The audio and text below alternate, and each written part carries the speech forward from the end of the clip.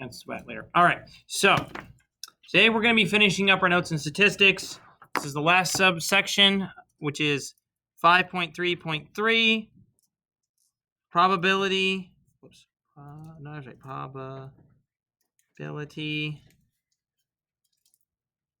addition. I obviously cannot spell today. Let me try that whole mess again. Probability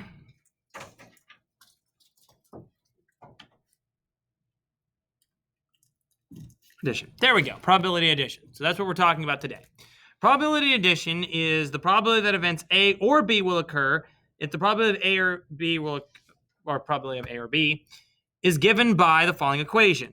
Probability of A or B equal to the probability of A plus the probability of B minus the probability of A and B.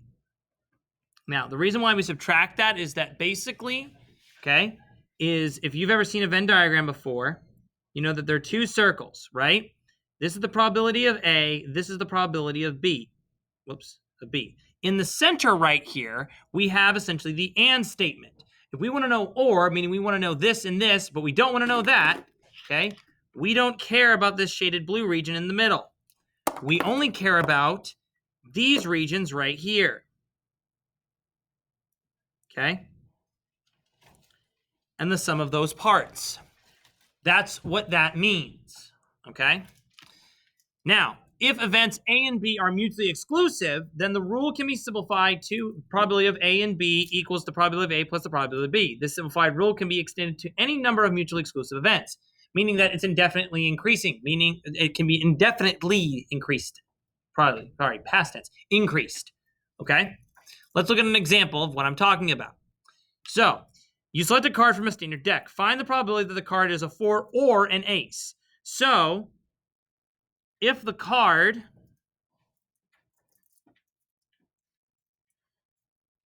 is a 4,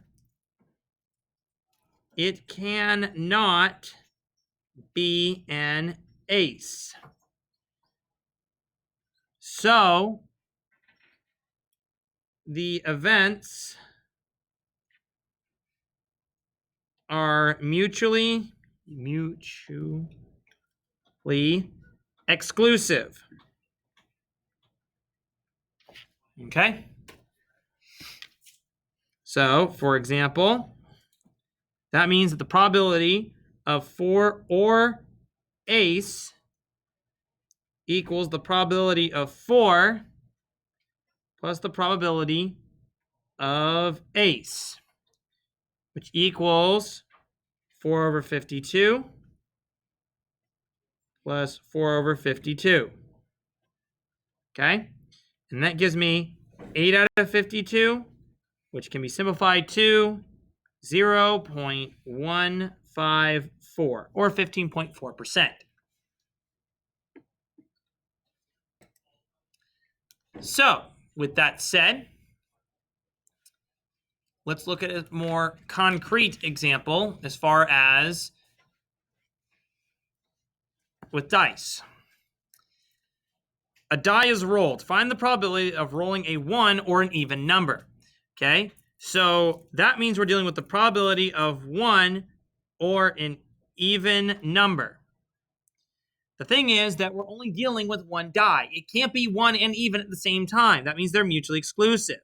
So it'd be equal to the probability of 1 plus the probability of even. Okay? That equals 1 over 6 plus 3 over 6, which equals 4 over 6, which can be reduced to 2 over 3. And 2 over 3 as a fraction is equal to 0.67, or 67%. Again, it can't be both, so the events are mutually exclusive. All right, if you need to make a note of that at the bottom of that example, I'd recommend that. Now, but what if they are mutually exclusive? Or sorry, if they're not, my bad. What if they are not mutually exclusive? What happens? Well, in the case of the next example, a card is selected from a standard deck.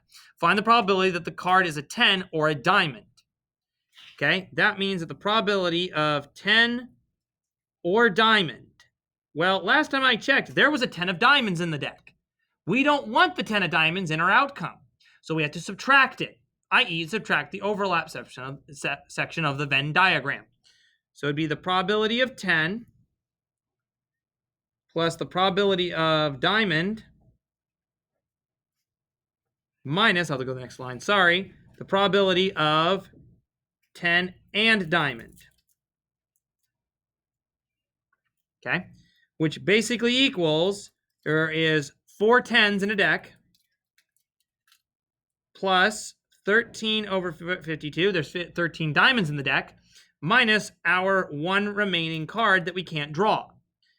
Okay, we would then add this all together, or simplify it, sorry, we get 16 over 52, which then in terms of a percentage, we should get 0.308. Basically 30.8%. So roughly 31% chance of drawing a 10 or a diamond, but not a 10 of diamonds. Failure is a 10 of diamonds. We don't want that. Okay? All right, so, and that's it for notes for this section. It was quick and easy. All right?